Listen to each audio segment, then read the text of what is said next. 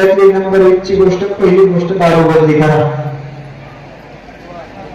या हिंदुस्थानला ज्या तरुण तडफदार मर्द मराठ्यांची गरज है, तेच तरुण आता व्यसनाच्या आडी जायला लागले. आणि जाम पर जाम पीने से क्या फायदा, जाम पर जाम पीने से क्या फायदा, सुबह पियोगे शाम को पड़ जाएगी, लेकिन एक बार तू हरिनाम का प्याला तो पीते देख तेरी जिंदगी सुधर जाएगी. पहिली गोष्ट दारूबंदी करा. कबीर महाराज म्हणतात, दारू गांजा मत पियारो अक्कल गुम हो जाती है, अपने पदर का दाम खर्च कर मुंह मिट्टी आती है, अपने पदर का दाम खर्च कर मुंह मिट्टी आती है.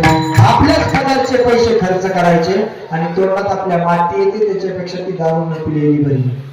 काय काय होतं महाराज, मती भ्रष्ट होती लोकांची. ऐका ना, आपल्या गावातला सारखा सन्मान सोहळा एका गावात चालू, कीर्तनाचा सोहळा ओंकार बाबा चांगला चालू, आणि 2 गवड्यांना कीर्तन संपत आल्यावर स्वयंपाक झाला का नाही म्हणून जेवायला यायचे. काय कारण त्यांचा कीर्तनाचा काय संबंध नाही, पण पंक्तीला जेवण्याकरता त्यांना यायचे.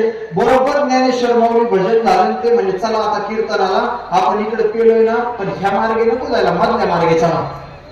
दारू गांजाने काय होतं ऐका बरं का, मधल्या मार्गाने चला म्हणल्याच्या नंतर ते मधल्या मार्गाने निघाले. एक विहीर होती, तिथं विहिरीला कडच टाकलेलं होतं ओंकार, रिंगणच टाकलेलं होतं. या दोघांचा खेळ ते लोकून पाहिले ते येईल. एक जण दुसऱ्याला म्हणला वाटूळ झालं. दुसरा म्हणला झालं काय, माझा चंद्र हिरीत पाहिला. चंद्र आता चंद्रवरती उगलेला, त्याला त्याचं प्रतिबिंब कुठे दिसलं, पाण्यात दिसलं. पण दुसरा अति हुशार होता, त्याला विज्ञान विषय चांगला आवडत होता. तो म्हणला, हा तुला खरं सांगतो भाऊ, चंद्र जर हिरीत पाहिला ना तर आपल्या पिकांचं नुकसानच झालं समज. मला कसं काय, तो चंद्र उगवतो म्हणून पिकावरती प्रकाश येतो, आपली पिकं चांगली होत्यात आणि मग आपल्याला सोन्यासारखे जमिनीतून सोन्यासारखे मोती येतात. कोण म्हणतो, एक दारूला दुसऱ्या दारूला. मग म्हणजे आता काढला पाहिजे, काढायचा कसा म्हणले, बाटली लागून गाड्या चांगली डबली. चंद्र काढायच्या नकाशातून, दारू गांजा मत पियारो अक्कल गुम हो जाती है, अपने पदर का दाम खर्च कर मुंह में मिट्टी आती है. आता काढला पाहिजे. मग जवळ घरपंच म्हणजे दीपकरावचं घर जवळ आहे, चला मग दीपकराव नाव काय, बादली द्वारखान. पण येरीचं पाणी खाली गेलेलं होतं, याने बादली आणली, द्वारखांडे आणलं. पण दीपकराव हुशार, त्यांनी देताना द्वारखांडाला कमकुवत दिलं. आणि त्याला वाटलं जर या अवलादीने लटकायचा प्रयत्न केला की द्वारखांड तुटलं पाहिजे, आपल्याला नको. नाही कळलं तुम्हाला, त्याने द्वारखांड काय केलं, कमकुवत दिलं, कमकुवत. मग हे गेले बादली घेऊन, हे गेले द्वारखांड घेऊन, बादली खाली सोडली. येरीचं नवीनच काम झालेलं होतं, भले दगड तिथे राहिले होते खाली. पाऊस झाला, परत ते काय वरती काढले.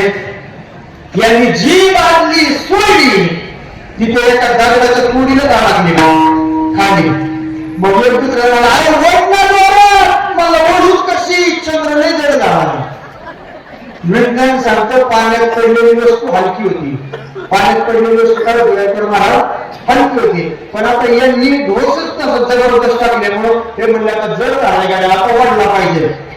मागचा म्हणलं मी पुढून धरतो, तू मागून धर, आणि वर रस्सी. यांनी जे रस्सीला ताव दिला, वाटकेच पाठीमागे रस्सी तुटून पडले. मग आता हे असे पडले नव्हताने त्यांचं लक्ष वरती गेलं. दुसरे म्हणले पडलो पण वरच काढला. तू म्हणला की का पडलं, त्याला कुठला दिसला, डागातला पडलो गाड्या, पण आता वरच काढला. महाराज म्हणतात, दारू गांजा मत पियारो अक्कल गुम हो जाती है, अपने पदर का दाम खर्च कर मुंह में मिट्टी आती है. पहिली गोष्ट दारूबंदी करा.